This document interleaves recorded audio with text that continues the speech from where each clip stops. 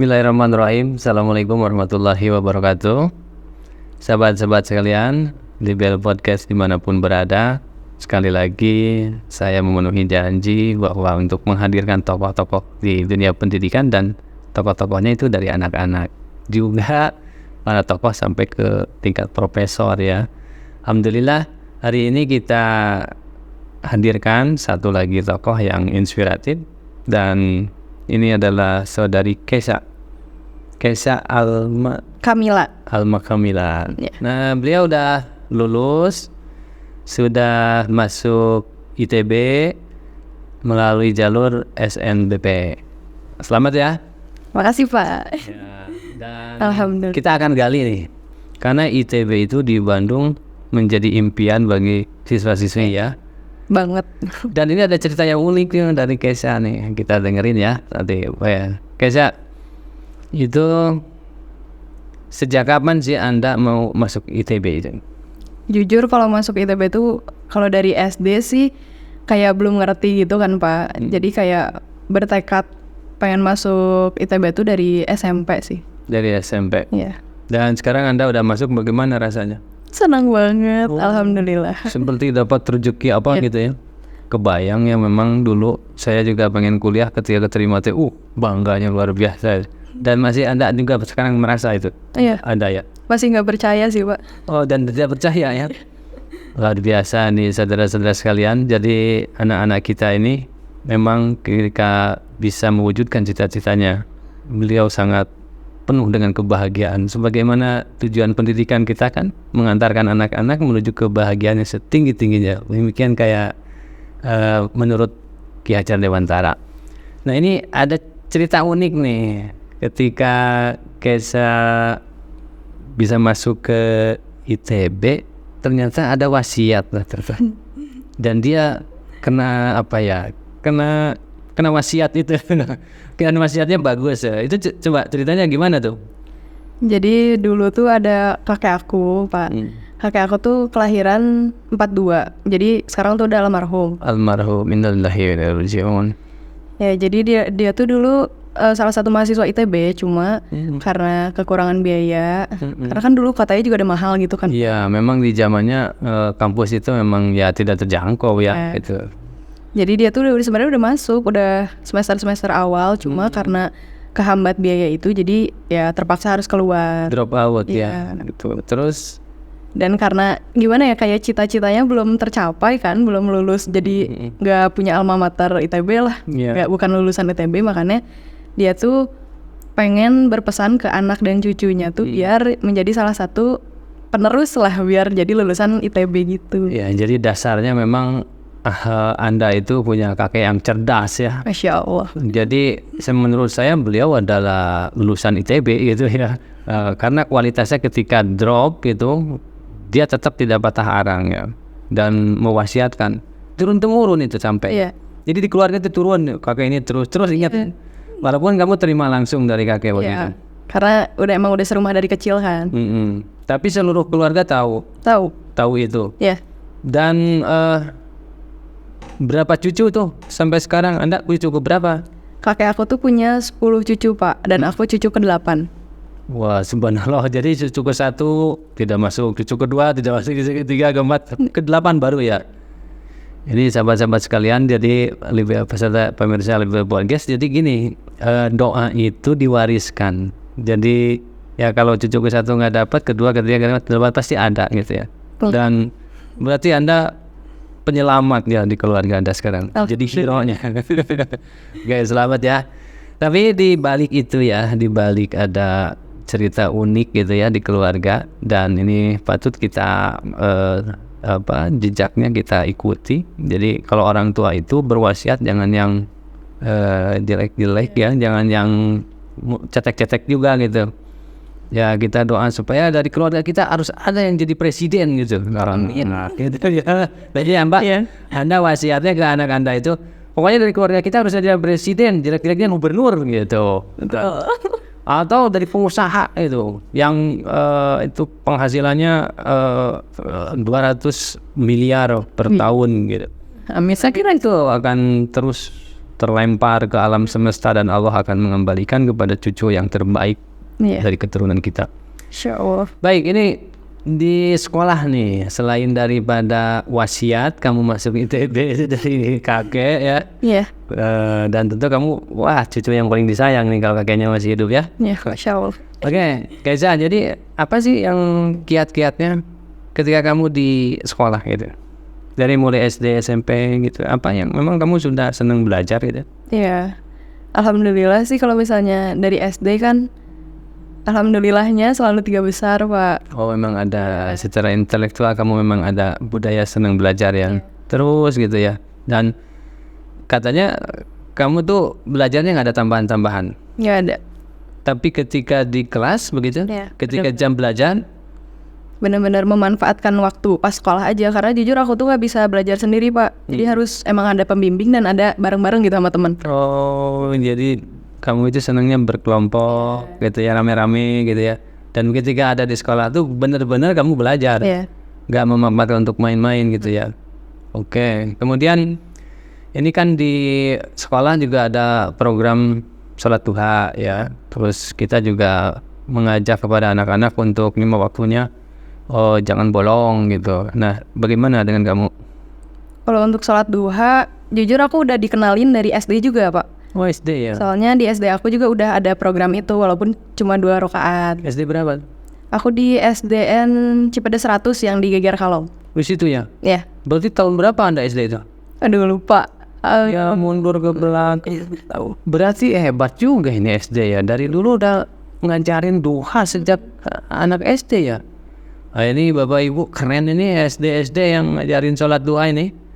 Walaupun duanya setiap hari enggak? Cuma hari Jumat dulu kan ada kultum gitu kan Pak. Kalau tiap hari Jumat pagi cuma 2 rakaat. Tapi ingat ngebekas itu? Ingat banget. Nempel ya? Ya karena kalau anak kecil sih masih ini ya, diberi pelajaran sesuatu tentang sholat ini nempel terus di otaknya tuh. Terus nanti SMP? Pas masuk SMP, aku SMP di Lab School UPI. Di Lab School UPI juga sama. Masih ada program keagamaannya itu? Ada banget. Lanjutin ya? Di sana tuh lumayan kental lah Islamiknya di sana. Ya soalnya ada kelas tauhid juga kan. Tapi aku masuk kelas reguler. Kelas reguler. Tapi apa tuh program-program keagamaannya di sana di SMP Lab School tuh? Di sana tuh ada namanya Pecimas. Jadi tiap hari Kamis tuh Pecimas tuh pelajar cinta masjid. Jadi tiap hari Kamis tuh kita pergi ke Masjid Al Furqon. Di UPI kan ada Masjid Al Furqon ya? Gede ya? Iya. Ya, jadi kita tuh tiap hari Kamis sebelum istirahat pertama jam 10 tuh kita ke sana semuanya 3 angkatan. Di sana tuh kita melaksanakan sholat gaib, berdoa bersama sama sholat duha. Tapi sholat duhanya 4 rakaat minimal. Nambah. Iya. Dari SD 2, sekarang SMP 4. Oh, jadi Keisha itu tercatat para pemirsa, jadi dia sudah melaksanakan duha dan saya kontrol duhanya di SMA 15 itu disiplin tiap hari itu. Alhamdulillah. Dan 5 waktunya full time. Itu survei dari kemarin yang dilakukan oleh BK dan beliau termasuk yang disiplin duhanya dan disiplin 5 waktunya. Jadi kamu ketika masuk ke SMA 15 ada program duha, nggak aneh ya? Iya, nggak aneh. Nah, udah aku tinggal lanjut aja gitu kan. Cuma ketika dengar 12 gimana tuh? Nah, agak berat ya awalnya Pak, cuma tapi kamu udah punya modal 4 kan? Iya. Langsung naik 12 ya agak sedikit ngedown juga ya. Iya, pelan-pelan sih, 6 dulu, 8 dulu, baru ke 12. Dan 12 itu kan di sekolah tidak pernah dipaksakan 12 kan, cuman dihimbau kan, diingetin 12. Tapi ada yang seperti Anda tadi ya, 8 dulu, 6 dulu, 8 dulu, tiba-tiba 12, gitu ya. Dan sekarang udah masuk kebiasaan mungkin ya. Ya alhamdulillah udah Pak. 12. Dan Anda merasa nggak ini adalah bagian daripada usaha Anda masuk ke ITB itu? Banyak faktor. Mungkin dari duha juga ya. Bisa jadi ya. Bisa jadi. Baik pemirsa, jadi dari berapa orang kemarin kita yang keterima SNBP itu sekitar 31 orang ya. Saya cek itu diminta kepada guru-guru BK, Bu tolong dicek yang muslim ya 5 waktunya bagaimana, duhanya bagaimana. Dan hasilnya para pemirsa 100% anak-anak disiplin ibadah ini. Dan yang duhanya hanya 3 orang yang tidak disiplin, yang lainnya sudah disiplin. Nah ini pertanyaannya, silahkan para pemirsa simpulkan sendiri. Jadi duha program di sekolah itu bukan hanya ritual saja, tapi ada efek. Artinya apa? Ya ini, KSA ini hasilnya. Jadi anak-anaknya secara intelektual cerdas yang disiplin ibadah itu. Nah bagaimana menurut pendapat Anda kalau Bapak katakan bahwa anak-anak yang disiplin ibadah itu cenderung ke otak itu menjadi cerdas? Apa Anda menikmati atau merasakannya selama proses pembelajaran? Merasakan banget. Apa yang Anda rasakan? Pernah ada momen nggak? Momen-momen yang menurut Anda sesuatu yang ya biasanya sulit tapi kok menjadi sesuatu yang mudah? Pernah nggak momen-momen itu Anda temukan? Pernah sih Kak, Pak, tiap kalau misalnya mau ulangan nih, mau ujian di sekolah, aku tuh selalu gimana ya, kayak ngebiasain diri buat sholat dulu yang didahulukan. Karena aku percaya kalau misalnya ya abis sholat, ya kita bakal dilancarin gitu sama Allah. Iya, dan memang itu janji dari Allah itu di Qur'annya itu, bahwa orang-orang yang sholat itu sudah dijanjikan kesenangan. Ya kesenangan itu dalam bentuk hal di dunia seperti itu adalah urusan-urusan kita dipermudah. Iya. Ya syukurlah kalau Anda sudah mendapatkan keyakinan itu dan membuktikannya. Jadi Anda masuk ITB, kan di ITB terkenal juga ya religiusitasnya. Yang terkenal di apanya tuh? Ada Salman ya? Iya, berarti Anda sudah on the track. Allah tuh memposisikan Anda kepada kampus-kampus mana yang harus Anda masuki dengan latar belakang perilaku Anda. Nah, masuk ITB itu Anda di situ ada Salmannya, yang cerdas-cerdas di situ, banyak inovator di situ lahir dari Salman itu. Mudah-mudahan Anda menjadi bagian-bagian yang terbaik ya. Amin. Dan mewakili SMA Negeri 15 Kota Bandung. Dan saya juga merasa bersyukur, berbahagia. Dan Anda itu sebetulnya anak keberapa? Anak kedua dari 2 bersaudara. 2 bersaudara. Ibu bapaknya tugas bekerja apa? Wira swasta? Ibu kerja karyawan swasta. Karyawan. Bapak? Beliau lagi sakit sih Pak. Jadi nggak bekerja dulu. Oke, jadi luar biasa nih. Mudah-mudahan kamu menjadi penggembira ya di keluarga itu, dengan ayah sakit, ibu bekerja. Mudah-mudahan kamu menjadi perempuan yang tangguh, yang berbakti kepada ibu bapak. Dan saya pikir ini sudah, dengan mendengar kamu terima di ITB itu sudah pasti orang tua Anda berbunga-bunga ya. Seneng sekali ya. Ayahmu juga mungkin ya. Pas pertama ngelihat pengumuman juga nggak percaya Pak. Aku nangis terus. Ya, ini saudara-saudara sekalian. Jadi ya kalau betul-betul prosesnya diikuti di sekolah itu ya, duha dikerjakan tiap hari, kemudian 5 waktu, kemudian waktu belajar, serius belajar, ya usaha itu tidak akan mendustai bagaimana hasilnya. Jadi hasil kerja keras itu ya hasil yang bagus gitu. Dan apalagi kalau dibarengi dengan spiritual ya. Dan kita duha itu tiap hari kita bangun kan. Akan yang pasti yang nolong Allah, yang mensejahterakan. Nah, Kesa, jadi setelah lolos ITB, ada nggak cita-cita apa sih sebetulnya di masa yang akan datang? Jujur ini wasiat lagi sih. Wah, banyak wasiatnya. Saya coba, apa lagi wasiatnya? Kakek tuh pengen aku jadi menteri. Wah, kakeknya berarti sudah berpikir melebihi saya ternyata. Dia sudah berpikir majunya itu sudah dari dulu. Menteri ya? Pengen banget aku jadi menteri.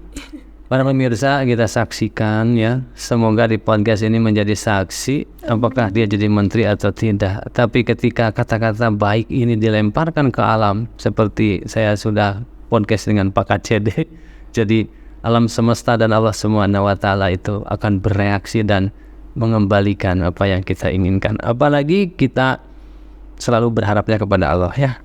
Jadi menurut kamu bagaimana tuh cara mewujudkannya atau ke depan nih planning kamu di ITB nih, untuk mewujudkan supaya jadi menteri itu gimana tuh? Ada nggak strategi-strateginya belajar dari masa lalumu? Kira-kira apa yang akan dilanjutkan, ditingkatkan gitu? Mungkin belum ya Pak, karena sekarang juga kuliah kan belum mulai. Jadi aku bakal fokus di kuliah dulu, baru mungkin nanti aku, tapi udah sedikit-sedikit ya mulai searching lah menteri itu gimana sih, apa aja kerjanya. Oke. Oke, tapi artinya tadi belajar dari kesuksesanmu di SMA untuk menuju ke ITB itu kan ada proses yang kayaknya aku harus lanjutkan ini deh. Ada nggak yang harus kamu lanjutkan terus? Selama di kuliah nanti akan aku lanjutkan cara-cara ini tuh. Ini sih, jangan tinggalin Allah aja sumpah. Iya. Itu. Jangan tinggalin Allah, berarti apa yang harus dilakukan? Aku tuh berprinsip, sebenarnya ini banyak sih orang yang bilang ya. Jadi jadikan sholat tuh sebagai kebutuhan bukan sebagai kewajiban. Good, setuju. Aku selalu pegang teguh lah prinsip itu. Jadi kalau misalnya ya aku butuh sama Allah, jadi ya sholat gitu, jangan sampai ninggalin. Bagus. Jadi memang itu yang juga saya sampaikan juga, bahwa jangan dipaksa-paksa, tapi Allah tidak butuh kita, tapi kitalah yang butuh Allah. Maka caranya adalah sholat. Berarti kalau duanya akan lanjut dong kalau gitu. Bismillah istiqomah. Iya kan butuh kan. Iya. Baik para pemirsa, dan ini modal kamu Kesa sebetulnya ketika kamu sudah rutin 12 rakaat tiap hari 5 waktu, itu modal kamu sampai kapan? Sampai mati untuk ketemu. Dan orang-orang yang duha itu 12 rakaat para pemirsa, dia dijanjikan apa? Tahu enggak? Tahu nggak orang yang 12 rakaat itu dijanjikan apa oleh Allah? Rezeki. Rumah di surga. Surga, Masya Allah. Amin. Mau pulang kemana kamu? Surga. Itu dia. Jadi cara berpikirnya sudah beyond, melampaui batas kehidupan dunia ini. Jadi orang yang duha 12 rakaat itu berpikirnya sudah visioner. Visioner bukan hanya dunia tapi akhirat. Oke, aku di akhirat sudah punya rumah. Oh iya, karena duha 12 rakaat. Tapi orang-orang yang duha 12 rakaat, di dunianya pun Allah akan menyediakan surganya. Amin. Untuk kita semua yang yakin kepadanya. Baik, Kesa, apa pesan-pesan kepada teman-teman kamu nih, adik-adik kamu nih, supaya adik-adik kamu itu punya modal, punya contoh, punya teladan. Oh, nanti si Teh Kesa seperti itu ya. Oke, aku juga bisa. Apa tuh yang harus dikerjakan oleh adik-adikmu, oleh pemirsa di seluruh Indonesia? Ya, ini sih sebenarnya kalau misalnya aku kan lewat jalur SNBP ya Pak, lewat rapot. Ya pasti kalian harus mempertahankan rapot semester 1 sampai semester 5-nya. Jadi harus seenggaknya kalau nggak stabil tuh naik. Kalau nggak naik tuh stabil. Ya, ya bagusnya naik ya. Terus pertahankan. Ya, jadi pertahankan. Terus suka baca nggak? Lumayan sih, tapi nggak seberapa sering. Iya, tapi seneng ya bacanya. Jadi ada bacaannya lah gitu ya. Oke, dan itu mungkin kalau di ITB kalau ingin jadi menteri bacanya harus meningkat ya. Iya, bismillah. Ya, harus sampai selama di kuliah tuh 15.000 buku masuk. Karena tuh presiden 15.000 itu. Dulu Pak Presiden SBY itu 15.000. Terus Pak Wakil Presiden Budiono waktu itu 500 buku. Wow. Nah sekarang menteri ya, mungkin menteri sekarang ya udah jangan level menteri, ngambil aja level wakil menteri tuh 500 buku. Harus kamu baca apa aja tuh, filsafat, budaya, apa aja. Tapi kalau kamu upgrade lagi level presiden 15.000. Oke. Ya walaupun kita tidak tahu ya, tapi usahakan aja, itu ada standar-standarnya. Itu contoh dari presiden yang kemarin ya seperti itu. Dan itu perintahnya dari Allah kan, Iqra bismi rabbik ya. Jadi ibadah itu. Baik Kesa, terima kasih nih atas waktunya ya. Terima kasih Pak. Kamu sudah hadir di sini, mungkin terganggu waktunya, tapi niatin ibadah ini mudah-mudahan bisa memberi inspirasi kepada para pemirsa di seluruh Indonesia. Demikian, salam buat keluarga di rumah. Semoga ayahnya sehat-sehat. Amin, amin ya. Dan mudah-mudahan kamu menjadi penerus wasiat yang luar biasa, wasiatnya dari kakeknya itu. Amin, setelah masuk ITB juga harus ada yang jadi menteri. Amin. Kita doakan semoga Kesa menjadi menteri di masa yang akan datang. Bila itu, Assalamualaikum warahmatullahi wabarakatuh.